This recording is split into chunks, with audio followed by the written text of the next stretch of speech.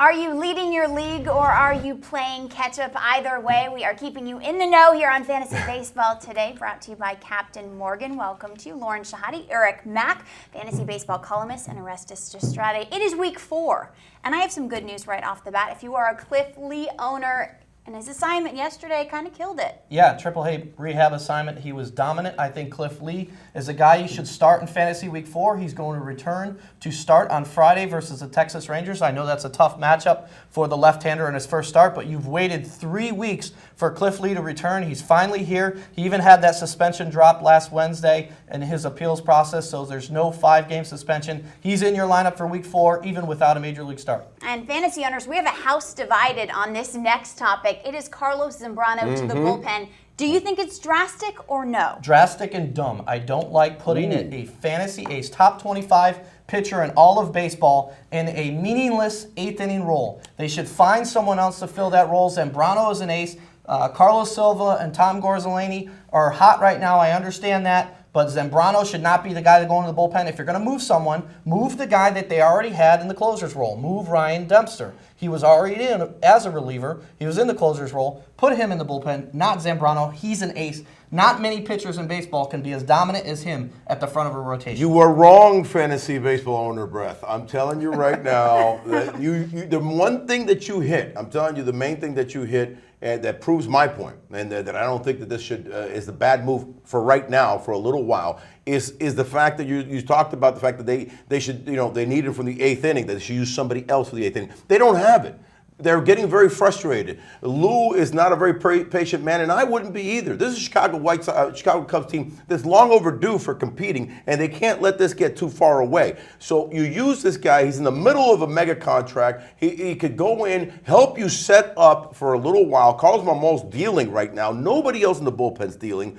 Do it for a while to get him going, get him some innings. I think he'll actually come back as a better starter. This isn't an ongoing thing, just for a little while, to get off the schneid and not have a terrible April and let games which are decided, I will tell you, more in the National League than in the American League, decided in the 7th, 8th, and 9th. 6th, 7th, 8th, 9th, they've been losing most of those games. So you'll say that he comes back better. How long does he stay in the bullpen? No, not for an extended period of time, but maybe for just a few weeks until some of these other guys get a little corrected. That maybe are pitching earlier relief roles, like Ryan Dempster. They might start using Ryan in that position later on and flip-flop the situation. Yeah. But this is your go-to guy that is that type of big guy that's versatile, that can handle the innings. Mack, your rebuttal? Yeah, I think it's still Dempster. If you're going to make the move, don't change your mind and go Dempster later.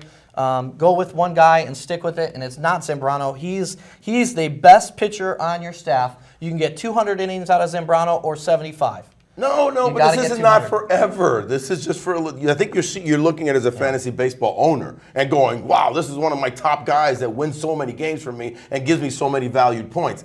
I think that Lou doesn't care about fantasy baseball owners. He cares about playing, winning games and getting off the schneid in April. All right, we care about winning as a fantasy owner. Manny Ramirez is not going to help you right now on the DL, so who takes his place? Well, Garrett Anderson is the guy they have out on the bench as a veteran. They also have Reed Johnson. Those two guys, they're not going to be as productive as Juan Pierre was last year, but they can be useful options in deeper leagues. I think mostly NL only. The important thing is you're not going to have Manny for the next couple of weeks. Stash him on the DL or reserve list. Don't cut Manny, though. I think he can still be a dominant player. Who becomes as productive as Juan Pierre did last year on this Dodgers team? Well, I think the outfield is outstanding. They already have Matt Kemp having a breakthrough year. He's the guy that was drafted in the first round in many leagues, and some people were asking the question why. They're not asking that question any longer. He has 7 homers. You got Andre Ethier. He's age 27. I love players in their prime. And then you got James Loney also having a solid start to the season. His power is picking up. So these 3 players are going to be more than capable of holding the fort down while Manny Ramirez is out, even if Garrett Anderson and Reed Johnson doesn't produce much in left field. Oh, let me ask you this. How much does Manny have left? I think he's got plenty in the tank. I know there's going to be a lot of questions for that, especially in fantasy baseball and in baseball in general. Is this guy done? This is a contract year for him. I think he's going to be fine. I think he's going to be extremely productive, and I think you're going to see him come back off this injury. He does tend to have one little kind of disabled list visit every year. Yeah. And he stretches himself out, and he tends to be a very, very, very good second half player. All right, Brad Hopp not doing much for you, not making you very happy right now. So who in his place, Mack? Well, I think Seth Smith, and he had 2 homers on Sunday, and then also Ryan Spilborghs, 2 players that can share duties in right field.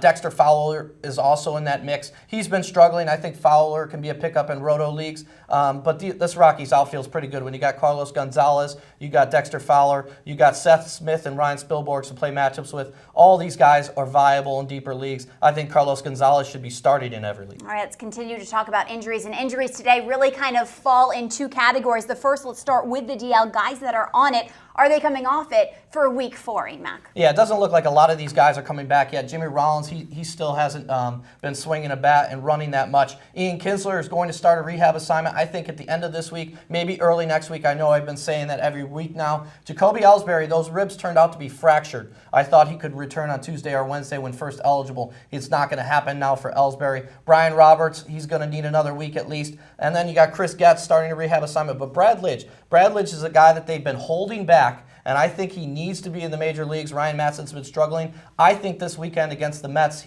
he comes back, and they might even put him right in that closer's role, throw him right in the fire. He's been better in his rehab assignments, and Lidge is their closer. Even if it's not immediately in the first day back, he will elevate to that role, I think, by next week. And a quick one for those of you that have J.P. Howell. I was just did the weekend games against Toronto, and he's already starting to throw in way ahead of schedule. So if you got him hitting away, be patient, because JP is going to be a big producer for that team. Very good setup, man. Okay, and what about a guy like a Justin Upton, a Ryan Zimmerman, guys that are banged up, not on the DL? Are they trustworthy as a fantasy owner? Yeah, like Ellsbury, I've been starting him for the first 3 weeks, and then he went on the DL. But Justin Upton, his problem doesn't appear serious. I think I start him in fantasy week 4. Ryan Zimmerman, if the Nationals really were worried about Ryan Zimmerman, they wouldn't be using him as a pinch hitter. And even as a pinch hitter, you've seen him hit some big home runs. So Zimmerman, I keep in my lineup unless you're in a really small league where you have viable alternatives. You got Kurt Suzuki. I think he's fine to go. Brett Anderson, we'll talk more about him later. That elbow is a problem. I sit him. Nick Johnson, I sit. I'm not really confident. He's not confident. He's going to need to swing a bat. Juan Uribe is going to miss some time. So in mixed leagues, if you picked him up as a stopgap, you got to be careful. Averth Cabrera looks like he's healthy. He's going to be ready to go.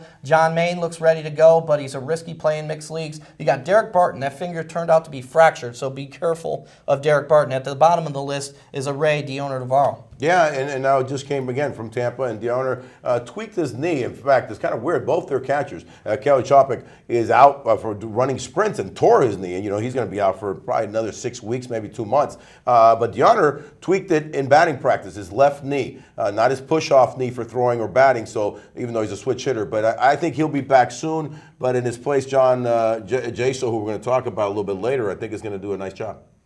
Guys and girls out there, you're fantasy owners, but you're also fans of teams. And if you're a fan of the Padres, you're thinking, 8 straight, I'm loving this. O says, don't read too much into it. No, you can't. You really can't. I mean, let's be quite honest. And I wish the best for the San Diego Padres. I mean, I've always been, especially one of my dearest former teammates and guys that a mentor of mine, Dave Winfield, still very involved with the organization as a vice president in the front office, etc. But this team is just not a good team. I mean, they have some sleeper starters, some young guys, and they'll surprise you every now and then. But other than Adrian Gonzalez, and I don't know how he does his magic because he has nobody around him, but this team is not going to stay in this race.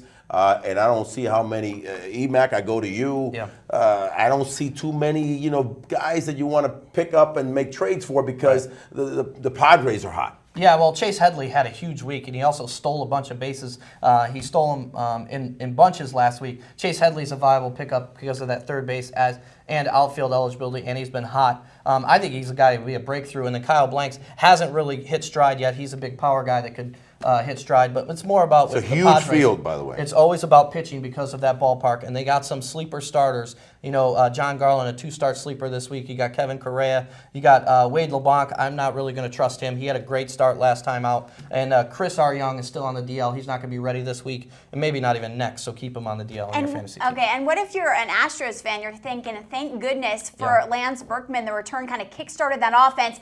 And you like their rotation as well. Yeah, well, we said it about their offense. It was going to get hot with the return of Lance Berkman. He homered on Sunday, had a couple RBI. Carlos Lee had 5 RBI in 3 games after Berkman's return, and then Hunter Pence strung some multiple hit games together. Those 3 guys, just like we said, return of Berkman affected all of them. And then I think their rotation now is the place to go. Roy Oswalt, I think, is a complete ace. Wandy's taking that next step. You got Brett Myers, who had 2 starts last week and was very productive for your fantasy team as a sleeper, as I said. And then this week, it's Bud Norris. He has 2 decent matchups. He's a sleeper. He can strike guys out. He'll be productive for his fantasy team. Even if he doesn't go a quality start 6-7 innings, he will strike guys out and score points. So much information, so little time. You're giving me I have 2 pens. I'm trying to keep up. So much information, just the first segment. Baby. That's right, Mack too. So stick around. We're talking pitching after this. Don't go far.